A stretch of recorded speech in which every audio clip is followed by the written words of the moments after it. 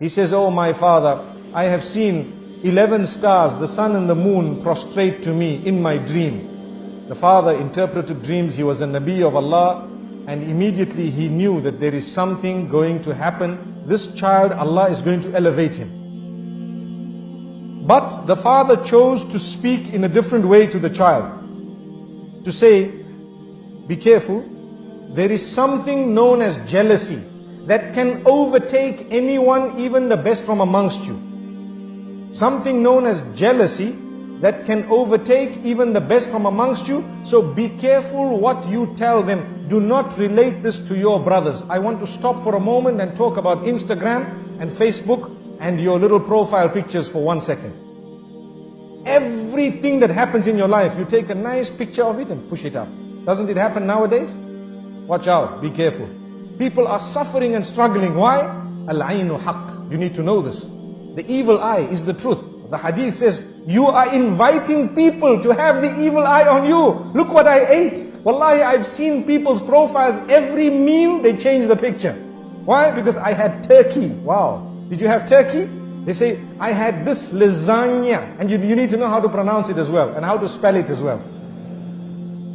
And I had this and that, and this is the juice I had, and the drink I had, and this is where I went, and this is the hotel I stayed in, and this is how beautiful this was, this is the dress I bought, and this, every single thing. And every while, you dress your child and the picture is up, and you dress another child and the picture is up. Wallahi, there is a lesson. Go back to Surah Yusuf. There are 2 times that we learn a lesson in this surah, in this regard.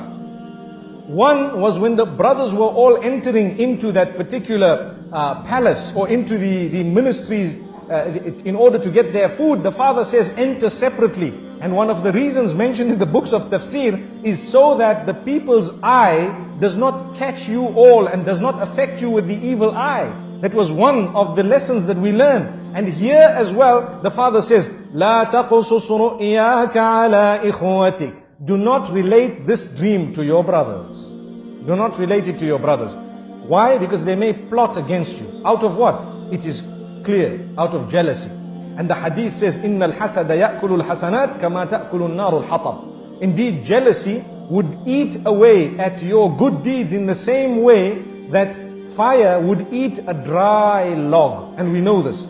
So my brothers and sisters, think for a moment before you upload your pictures and before you actually put your food and everything else. You know, we are not saying that you should divorce yourself completely from technology, but what we are saying, make good use of it.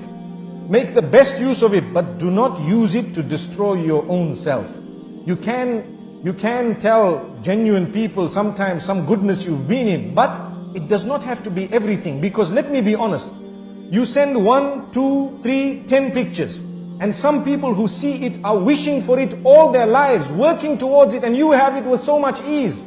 Do you think they will be able to digest it? There will come a stage in their lives when they start feeling something towards you. Look at this person, they have heaven on earth, and they don't know the problems you have in this dunya. Why don't we put up well, I'm not encouraging it, but I'm saying, imagine if we were to put up profiles about the bad things that happened in our lives all the time. We would be living in gloom and doom. But man is such by nature. He wants a good picture of himself out.